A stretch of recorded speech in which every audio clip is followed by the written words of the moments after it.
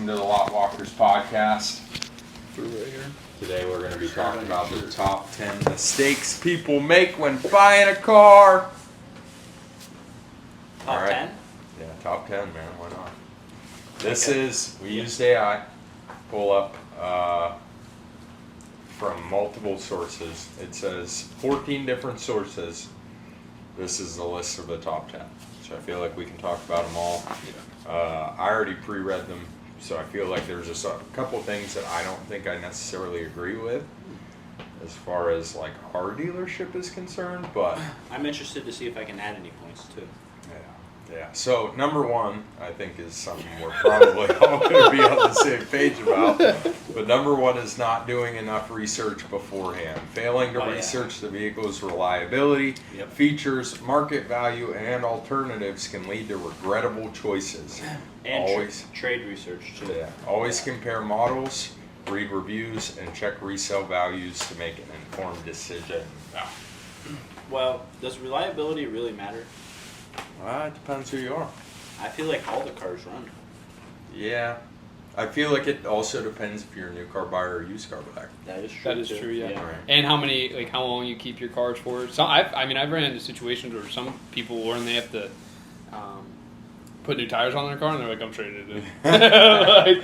That person should be leasing. Yeah. But like, just for example, say like the Maverick just came out. What am I going to base my reliability research off of if this is the first generation of the vehicle? Yeah, but at least you know that the motor That's a that good they've point. been using in the Maverick and a lot of the components that Ford put into the Maverick have been used in other vehicles. Yeah. That is true. Yeah. Right. But I think for me, the big thing is like, I'm just going to get this out of the way now because I tell this to a lot of my customers. And you kind of brought it up already, Jeff, but like, as far as like doing your research, I think the big thing is like, a lot of the things that people have access to as consumers are good tools to give you an idea, but like, don't miss a good deal if it's sitting in front of you over it. So like the example I always like to use is like KBB goes off of sale transactions throughout the United States. So like sometimes they can be inaccurate depending on like condition that it may not have its eyes on. So like obviously KBB doesn't know if your car has rust starting in different places.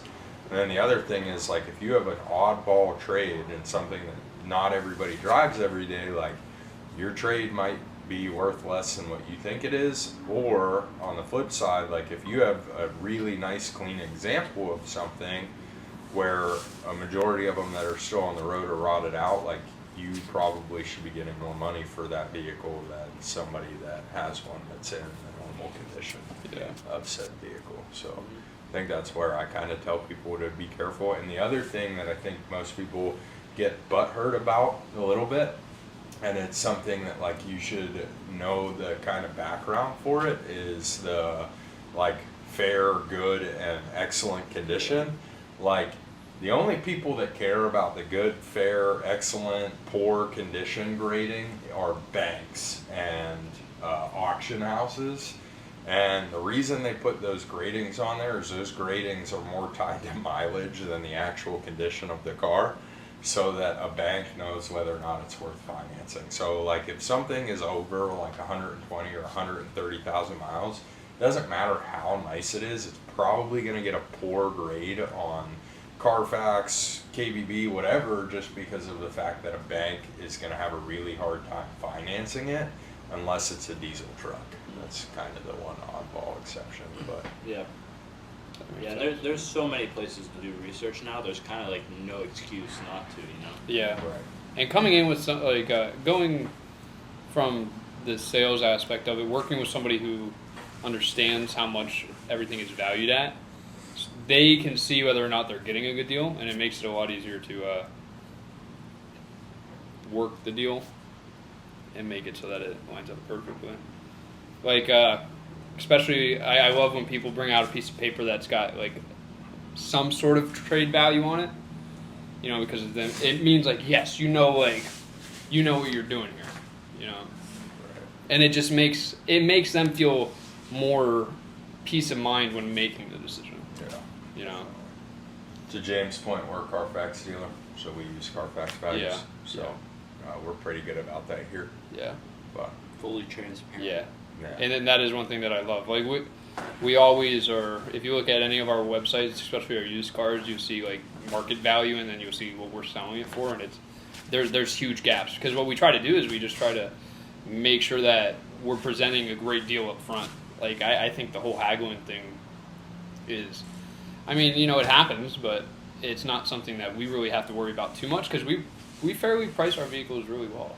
Yeah. The other thing too, kind of along that same lines, that I run into a lot with my customers is like, I always tell people like, yes, we're a business and I sell cars to make a living, right? Like I don't sell cars for money.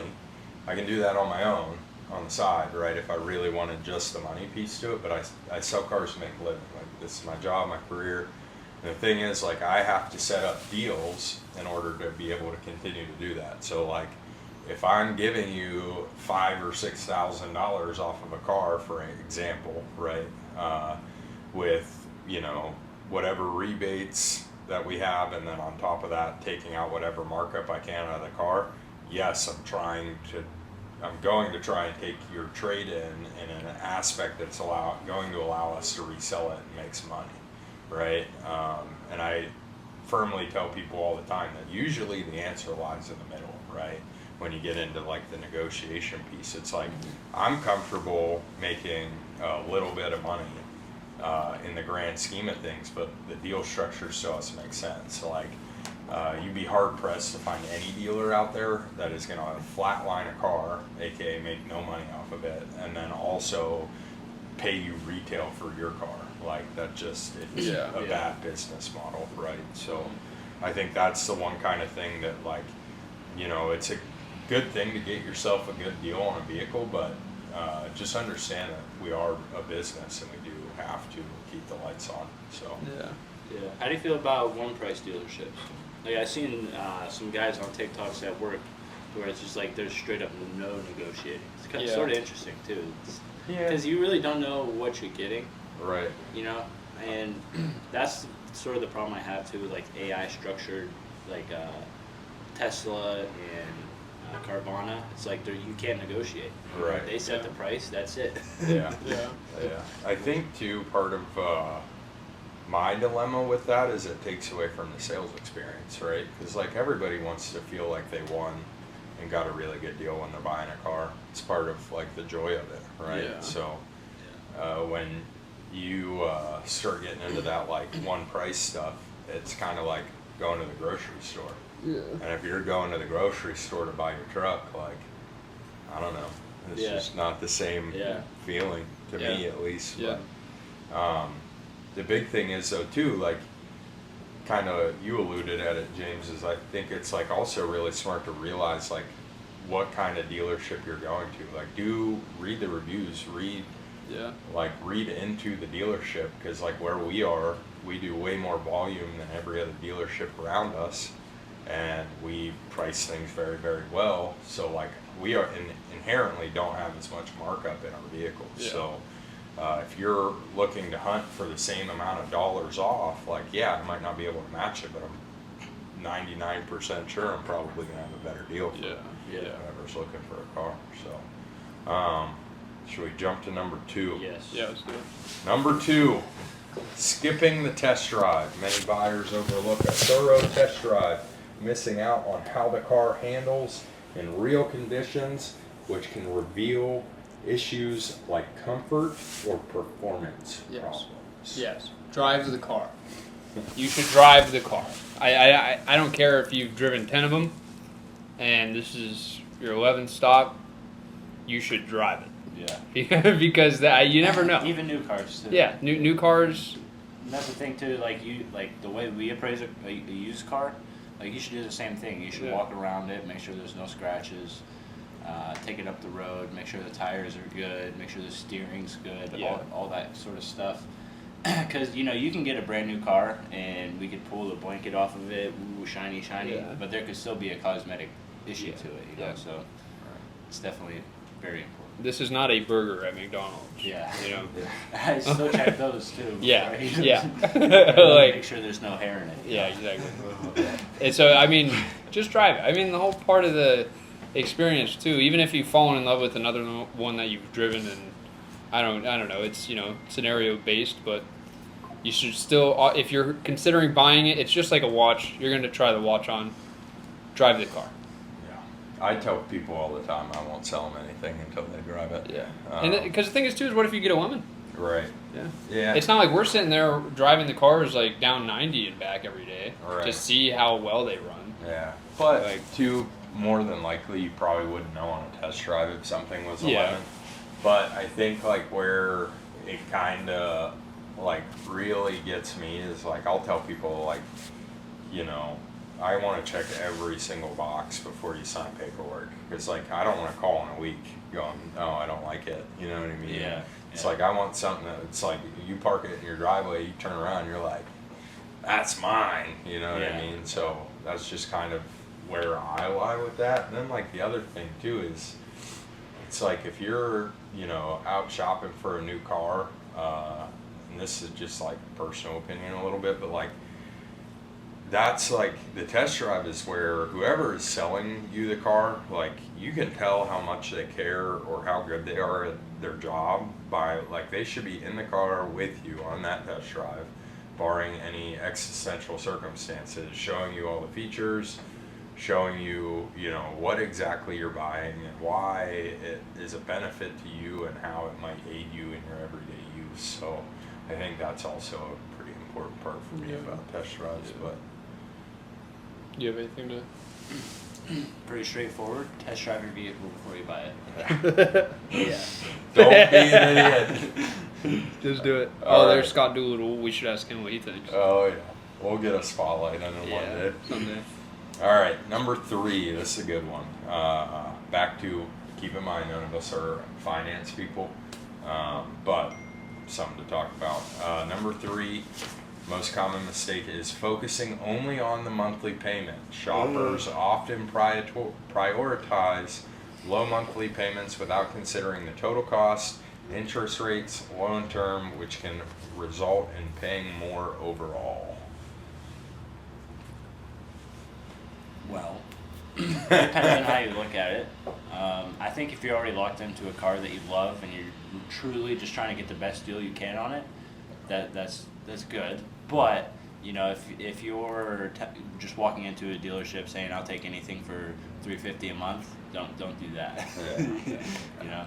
Well, and I think the other thing too is it's like there's nothing wrong with stretching a loan term if you really think you're going to keep the car for a really long time. But like if you're somebody that buys a new car every 2-3 years, like don't stretch the loan term, just chasing a payment. So that's how you end up in a really bad financial situation. Mm-hmm. But then like the other thing, kind of getting away from just the finance side of it, is like cars cost more, right? And if you're so hung up on the payment, like chances are you're gonna miss out on a good deal on a vehicle you actually like just because of the payment, right? And there are ways for every consumer to kind of tackle new car payment in their own way. Like a lot of different banks offer bi-weekly payments, and if you're looking at a $750 payment a month, $375 every 2 weeks sounds way more reasonable and manageable to a lot of people, and you can still get the vehicle you want. But I think the other thing too is like it doesn't happen here, thankfully, because our dealership's not structured like this. But to Justin's point, like you could walk into a deal and be like, I'll take anything if it's $350 a month, and then they sell you a piece of junk that's used and inflate the price another $2-3 grand over whatever they thought they were actually going to sell it for, because you told them you'd take anything if it was $350 a month. Thankfully we don't run into that problem, but just crazy stuff. The other thing is too, I think it's like that's kind of comes back full circle to number 1 about like doing your research before you go anywhere. It's like it's a common rule of thumb that every $10,000 on a 5-year loan with a normal amount of interest is $200 a month. So if you want a $350 payment, you're looking at a 17.5 car out the door, ish, Yeah. right? And so don't come to a dealership and test drive a $35,000 car and then tell the salesperson, oh yeah, I'm $350 a month. It's most I'll do, because it's not Yeah. realistic. Yeah. Yes. And I don't know how many times you guys run into that. A lot. A lot. Yeah. A lot. Yeah.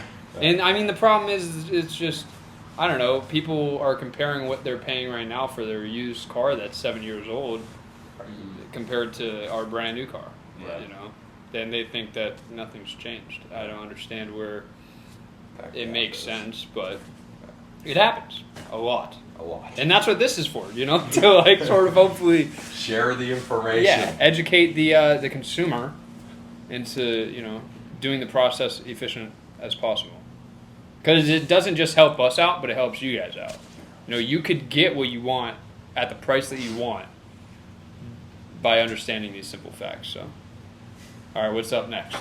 Number 4 is not getting pre-approved for financing. Heading to the dealership without securing financing in advance can leave you vulnerable to higher dealer rates or rush decisions. So, I disagree with that. Yeah, I also disagree with that. But I don't disagree. You don't. I think the reason I disagree with number 4 on this list is because of the dealership we work at. Because I can see how at other dealerships that could become like a pretty big thing. Yeah. But more recent example that I have in like the back of my head is like, you could have a pre-approval, but they're not going to tell you details about your pre-approval that a finance manager would have access to. Where like you could have a pre-approval through somebody for X amount of dollars, but what they left out is that you need like 30 grand down in order to get the money, right? Yeah. And then the other big thing, kind of a little bit of insight into our dealership and why I keep saying that is like we are a direct lender with a lot of our local credit unions. And so like if you have good credit, like you can get rates through our dealership that are top tier and match exactly what are on their website. Yeah. So there's no real funny business there. But I could see how at like other dealership they might have like hidden rate markups, hidden, like I know the other thing that I've seen in like YouTube videos is like fees. Like other dealerships have like way like inflated fees that I don't Yeah, know where in they're other going, states that's very common. Because I was talking about it with somebody from Florida actually. And they just put ridiculous fees on everything. That's probably what Tommy talks about. Yeah. Right. But the point I have to that is I think it's worth at least to check what rate you qualify for. Like especially if you're someone who like, no, that's the vehicle I want.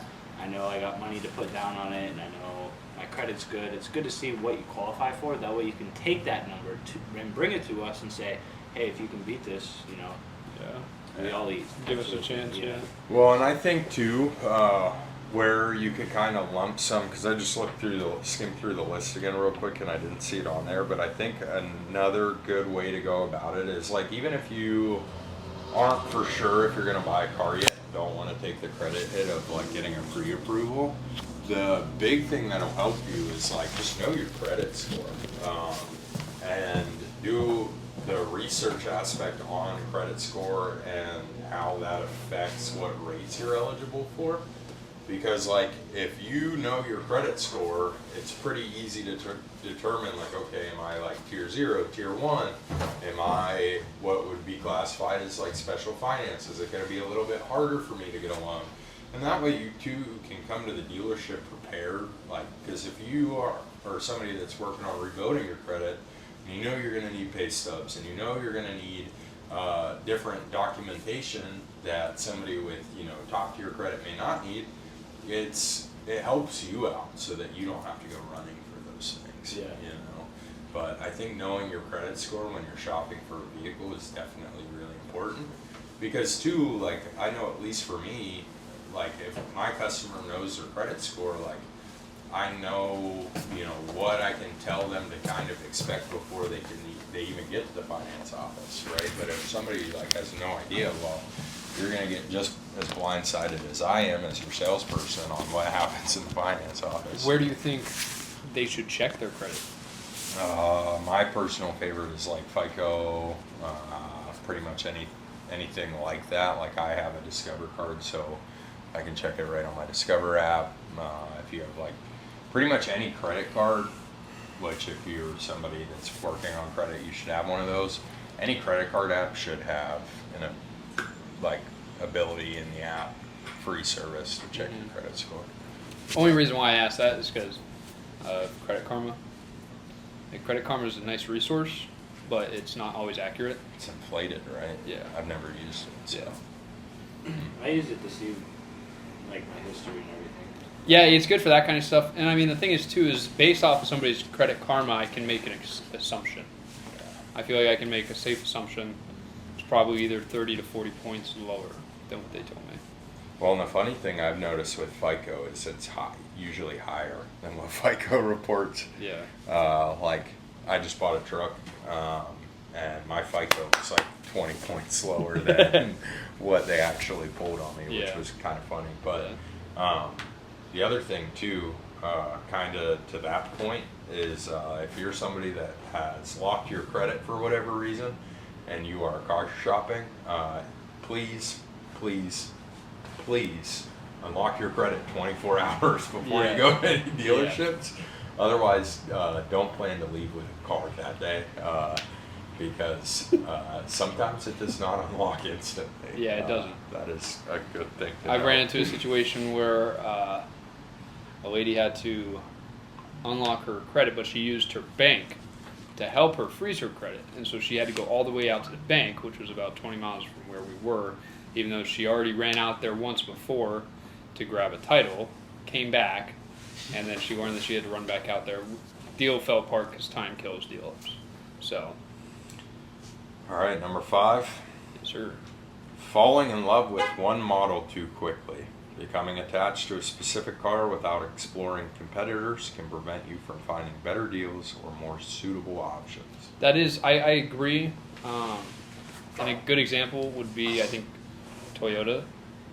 Their trucks compared to our trucks, I think their stuff is overpriced for what you get. You could get like a lot of buttons and you can get a lot of bells and whistles for a better price from us, from Ford. But yeah, but they are the world's #1 auto manufacturer, man. Like Toyota does a lot of things right.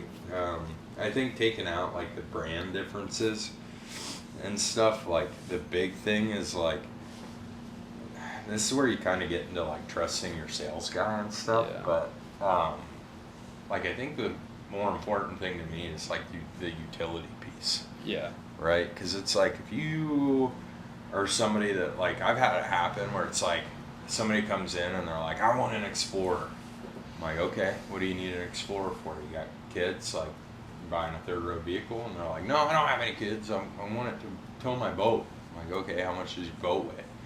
Oh, 5,000 pounds. It's like, okay, so you want to max out the tow rating on an SUV to tow the boat you just bought, right? And it's like one of those things for me where it's like that person got a dead set idea in their head of like, oh, I want a new Explorer to pull my boat, where it's like for the same amount of money as an Explorer, you could get a really nice, well-loaded Ranger that is more than comfortable in that range, has 5 seats still, because you're not going to use the third row if you don't have kids. And I think that's where it's like sometimes people get a little too gung-ho on something because they think it'll work for them, but don't realize like, could you do that with an Explorer? Yeah, you could definitely pull a 5,000 pound boat with an Explorer if the Explorer's optioned correctly, but I wouldn't recommend it if you're the person that's storing your boat at your house at the top of the hill and taking the boat down to the water every single day, because you're going to destroy your transmission. And that's where I think it's like, it's kind of like, talk to somebody that knows stuff about like towing, tow capacities, split vehicles make sense for it. And a lot of people that, like, even if you don't want to talk to the person that's selling the car about it, talk to somebody at like a RV place or a boat place that is selling the boat or the trailer that the boat is on, or campers and stuff, because they're going to know just as much as the person selling you the car should. So that way you have more than one opinion, you have more than one source to go off of for information purposes. But yeah, that's just. I think if you love the car, you buy it. Yeah, that is also that is another aspect that I thought of as well.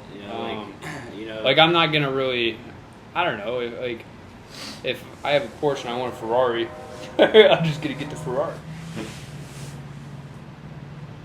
Drive the car, love the car, I want that car. It is. It can be simple. There's people that buy Escapes every 2-3 years. Yeah. They love them. Just keep buying them. Yeah. Well, they can't anymore, dude. Because if you haven't watched the Ford news, James wasn't kidding. They discontinued the Escape. So Yeah. But you know what I mean, though. It's like, if you love the car, if you love Jeep Wranglers, buy another Jeep Wrangler. If you love a Bronco, buy a Bronco. If you love F-150s, buy golly, buy an F-150. Yeah. The only thing I gotta say is, like, if you like Jeeps, at least drive a Bronco and then buy it. And then at least venture out there. Me myself, I'm big on, like, don't overcomplicate it. Yeah. Yeah. Oh yeah.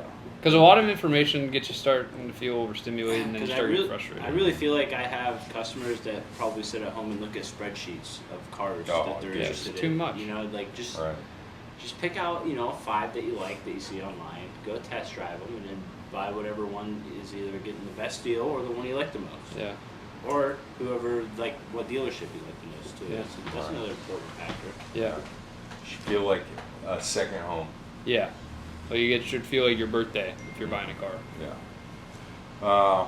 Number 6. It's a good one. Not knowing your trade-in value. Yes. We touched on this. Yes, we did. Underestimating or not researching your current vehicle's worth can lead to accepting a lowball offer from the dealer. Yeah.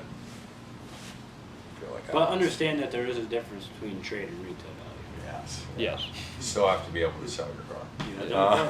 Don't go to a dealership expecting retail value, especially if your car's not in retail shape. You're always. Most cars coming out off the street aren't in retail shape. And I think a lot of people I run into a lot of people who make that mistake. They base their car's value off of their retail value. Yeah. Like, they just look at cars that are relative to their car that are on the market right now.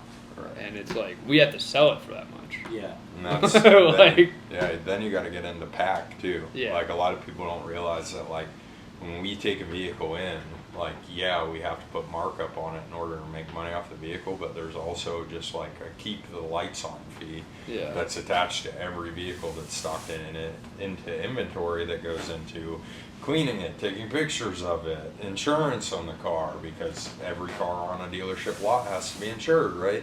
And that's where you get into like floor plan and all that other kind of fun stuff. But I think the other thing too is, like, just as much as it's important for not accepting a lowball offer, what you guys were kind of getting at already is, like, also don't want too much money for it. Because you're just never going to be happy. And it's going to cause you a lot of pain. Yeah. But that comes back full circle too to the answer usually lies in the middle, right? And kind of too to my earlier point of, like, if I'm making you a great deal on a retail piece, like, don't be upset if I try to take your car in, right? Yeah. Because, like, that's why I think a lot of the pain that people fall into would be alleviated if, instead of hyper fixating on one number or the other, just focus on, like, the bottom line, right? Yeah, like, out what the are door.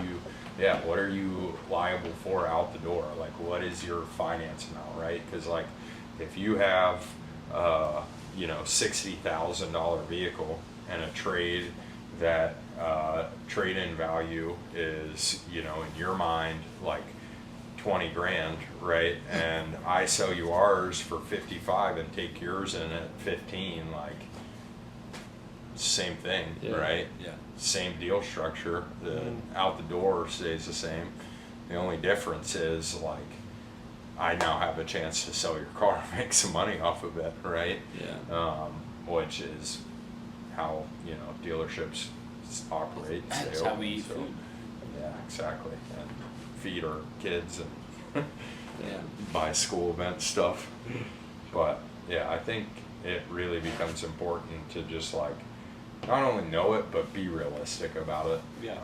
And like if you haven't changed your tires in 3 years and don't know when the last time you did your brakes or spark plugs or when the last time your air filter was changed or the last time you changed your oil, like definitely don't expect a retail level of money Yeah. for a car that isn't serviced regularly. But Yeah.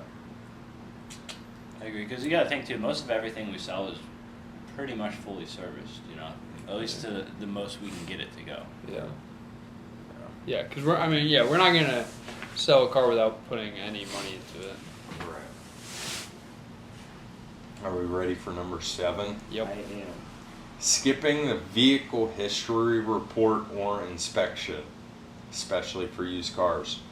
Neglecting to check a used car history via reports like Carfax or getting a professional inspection can hide accidents, odometer issues, or mechanical problems.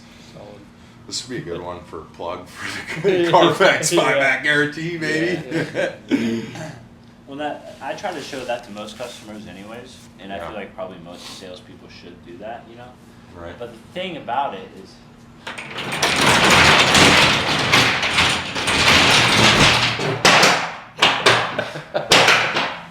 Nice. guys, we're locked in here now. We're Yeah. locked in. Also, I guess to give you guys some context, we are in a box truck. I don't think anybody said anything. We sort of just started this without doing a proper intro.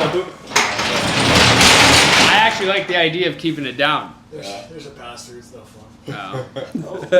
Oh man, Tim's Oh, here yeah. to give us money. Oh, I Making- didn't hear yesterday. Oh, neither was I. But I still think last week. Wait, is this last week's? No, this is this week's. Is it? Did we get paid for last week? Yeah. What about PTO? Thanks, Paid sir. time off? Yeah. Yeah, you deserve it. Can I have it now? Sorry to interrupt. It's You're alright. good. Yeah, no worries. Yeah, Alright, so Carfax. I tell everybody that comes in here looking at a used car, a vehicle is only gonna treat you as good as it was previously taken care of. We can do so much to make it in top tier shape, but no matter what, if the last customer like just drove it like it was a race car and the transmission's about to blow, and who knows, we didn't know that, right?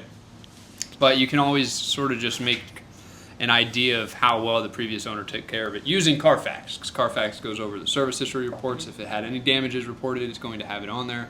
And the thing is, too, is what Kyle brought up, the Carfax buyback guarantee. Okay, so the Carfax buyback guarantee includes I think it's so it's. He's struggling. Yeah, I am. I said it like I focused too much on Yeah, the way it's I a said it. 14-day. It's mileage limited, Yeah. but it's a 14-day money-back guarantee that protects you if the car has an odometer discrepancy, something that wasn't correctly reported to Carfax, like if it was a lemon, a total loss, branded title, anything like that. Like if you find that out and have some sort of proof behind it, Carfax will buy out the car and buy it back from you, right? But then like the other thing too is like us being a Carfax dealer, any used car I sell, I go over the Carfax with them so they know how many accidents it's been in, how many owners it's had, how many service records are on there, and all that kind of stuff. Right? And it's funny actually because when I bought my car, the guy never did that, and I didn't know that I had like a accident on it until my dad noticed. Right. Yeah. And that affects value Yeah. when you go back to trade it Yeah. in, or if you ever wanted to sell it, right? Yeah, So- like I hit a deer with mine, so Yeah. it's on And the that can, Carfax. that can affect you financially in the future. Mm-hmm. Especially if you paid retail price based off of it not having an accident, and then later found out it did have an accident. Yeah. So Yeah. that's where that becomes important. But yeah, I really like what you said though, James, because like I tell people all the time, I don't have a crystal ball, and cars break. Yeah. Right? Like, I wish they were all built perfect and ran forever, but things happen, and I can't control the things that happen. Thankfully, we work at a great dealership that will fix things that happen within a certain time frame after somebody purchases a vehicle, barring normal general use. But you could leave and the best taken care of car in the world could eat never the know. tranny the next day. So Yeah.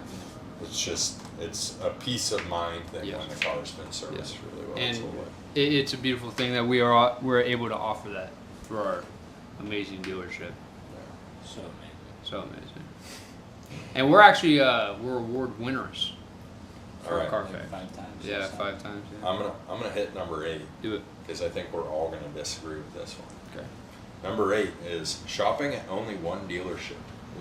Limiting yourself to the first dealership you visit reduces your leverage for better prices and deals from competition. Yeah, it doesn't at all. Yeah, I don't agree with that. Yeah. Like shopping at other dealerships doesn't. No, it's saying like you should shop at more than one dealership because it gives you more leverage for better prices and You know what better gives you better deals. leverage? I think that is true, because I've experienced some customers in the internet department where that's all they do. When they buy a car, they call like 6 different dealerships, Right. and they'll get a proposal, say from another Ford dealership, to a vehicle that's similar to like what we have. They'll send it to us, and we'll almost most of the times at least try to beat the deal. So, but where I think I disagree with that, and this is just me personally, right? But like, the sad truth is there's a lot of ways people can bend you over, right? It doesn't always have to just be the numbers in front of your face. Like, it could be like knowingly choosing a different bank that's gonna pay them more for financing through like them, right? But I think like the big thing for me is it's like if you become friends with one dealership, right, and it's where you do all your business and they know you like family, there's something special to that where like they're gonna be a little bit more open, they're gonna be more transparent with you about things. I was gonna say, you know what will get you the best deal is being loyal. Yeah. Like I tell, like that's why I work the service customers too. I like keeping in contact with them because I tell them like we're willing to give you a really good deal strictly because you do business with us already. Yeah. You know, they're going to continue to come back.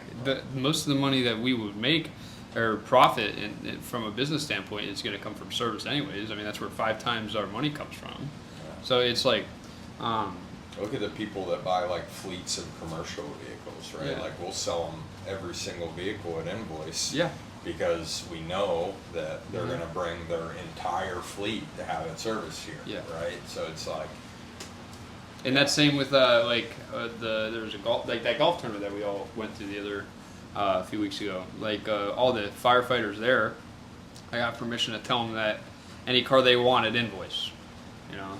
right? And my uncle was a year firefighter, so it was like, if they were loyal to us, they know that they're getting a great deal every time. You know, they don't even have to worry about it. So I also do think that competition drops price though. I It do, does. I do agree with that for sure. But I also think, like, well, there's a long term and a short term. right. Yeah. But I do think too, like, if you look at us, right? Because I joke about it all the time, but like, I want to put every dealership in a 100-mile radius of us out of business. Yeah. Because like I think we have enough competition from like the tri-state areas. Like I want people to be like, I'm gonna go to Champion versus driving to down into Pittsburgh or up into Buffalo, like into a major city to try and get a better deal, right? Yeah. But for us in Erie, like compared to the dealerships that are out in the sticks, I mean, we've all seen the regional reports. Like we're selling 3 times as many cars as them, and I think the reason for that is because we make deals. You know what I mean? Yeah. We're trying to go the volume dealership route, make a little off of a lot rather than a lot off of a little. Yeah. And that's where I think it's like, yes, healthy competition is good, but like I still want to put always. Yeah, otherwise I just. I agree. I was telling Damon the other day. I was like, the best way to the best way to beat your competition is to buy them out. Yeah. Anybody else have any other points? It's pretty solid. Yeah. There's a short term and there's a long term to it. You can Yeah. make it a hassle every time, or you can just decide to be loyal to a dealership and make it easy for the rest of your life. Your decision. Yeah. It's like make it more stressful and save money, or have friends and save money. Yeah, like seriously, Piss yeah. people off because managers and everything in the car business aren't always the best people. Or pay somebody else to do it for you. Yeah. Nah. I'm sort of in the midst of doing that with somebody, for somebody. All right, number 9. Huh? Mommy? Brenda. That's who I was talking Oh yeah. about. Yeah, and then he's gonna sit here and say that he doesn't do that. Yeah, okay. Number 9, overspending or ignoring your budget. It's easy to exceed your financial limits with add-ons or upgrades, leading to long-term strain on your finances. There's no price tag on a dream, baby. Bank won't approve you if you can't afford it. Yes. Yeah. Oh, it looks like I am getting a call. I think too, the thing that I talk with people a lot on that is like, it really depends on what you want as a person, right? Like I like having a nice vehicle more than I care about like small things throughout everyday life. But then it's like the other thing that I just came up with a customer recently is like, him and I are very similar people. Like I buy an energy drink very frequently. I would say like one a day. So I've resorted to buying cases of energy drinks. But it's like, if I cut out my energy drink consumption of like, because like if I were still buying them 1 can a day, right? Like that's $3.65 a day right now. $3.65 30 days on average in a month. That's $109 a month.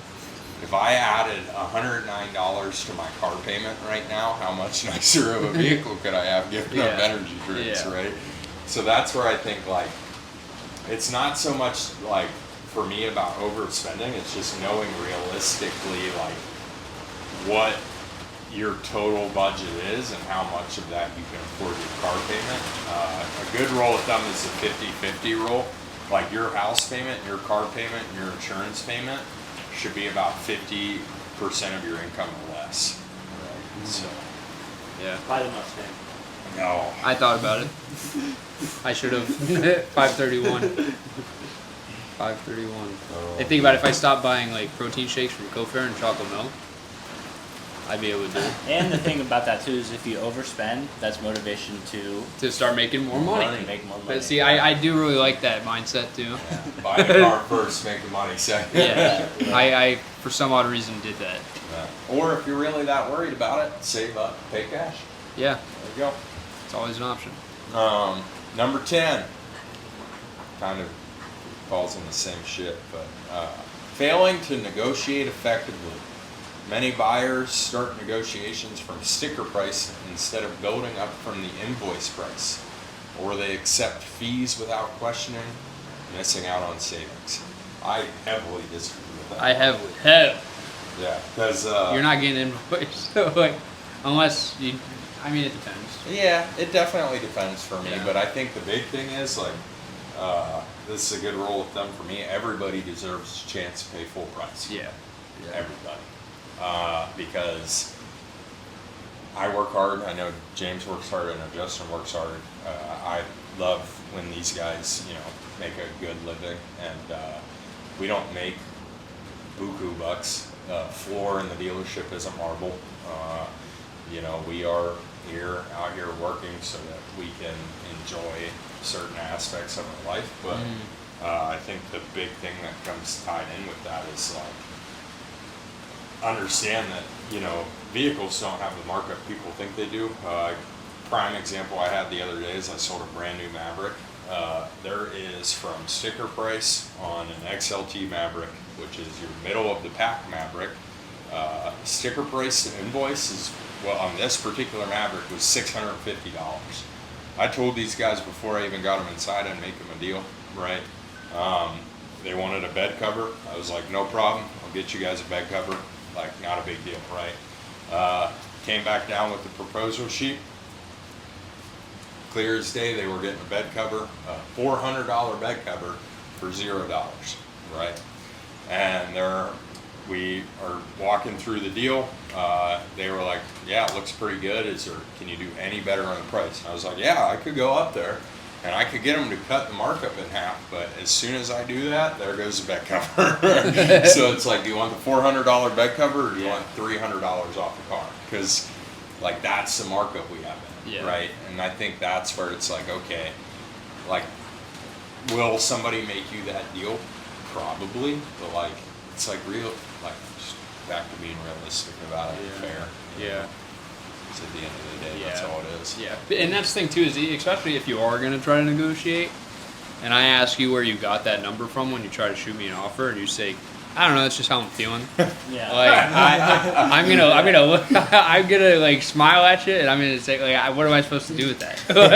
like I gotta go up there, like, and try to convince these guys to give you a better deal, and you're just telling me it's because you feel like it. Right.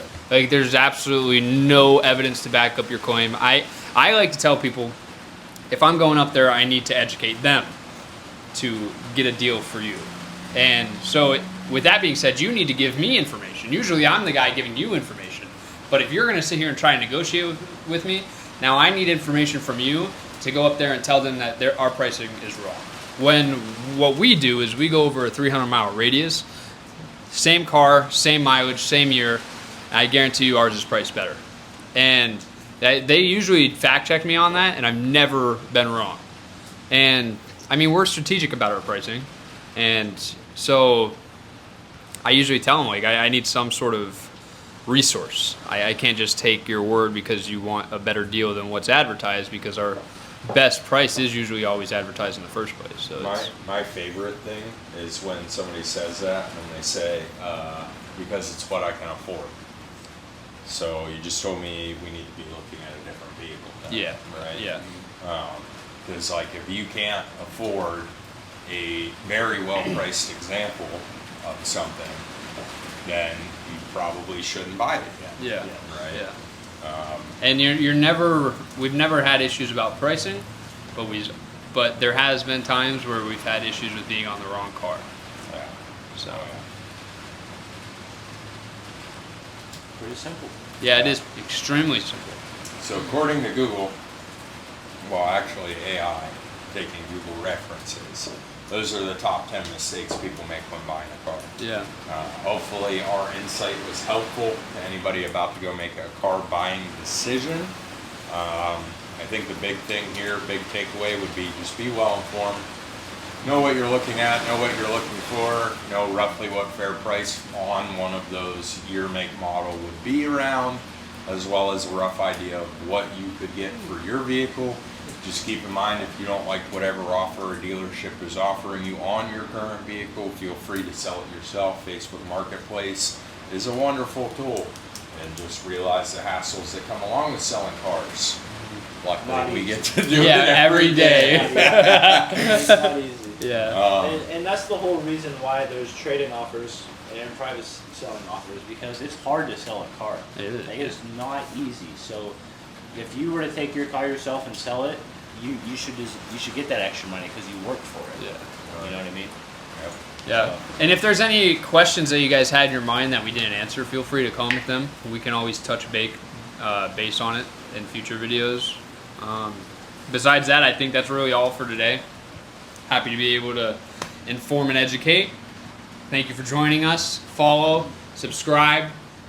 Do we have any TikTok? Do we have any social media pages? Yeah. We have social media Walker's pages. Podcast. Yeah. And then make sure you hit the like button. Yeah. Turn those notifications on too, sort of keep in touch when we're doing this. Yeah. So. Also, stop in and see us anytime. Yeah, We're Champion there all the Ford, time. Erie, PA, 2502 West 26th Street. I think next episode, just an idea. We'll see what the next episode is, but maybe we should talk about F-150 motor options. I like it. That'd be a great. Or we can talk about car brokers And fear mongering. and fear mongering, and how car brokers fear monger people to choose their services. Yeah. You know. Yeah. And then they don't tell you about their fees. Yeah. Till it's too late. Scammers. All right. Scammers. All right. Pick that up. We're logging off.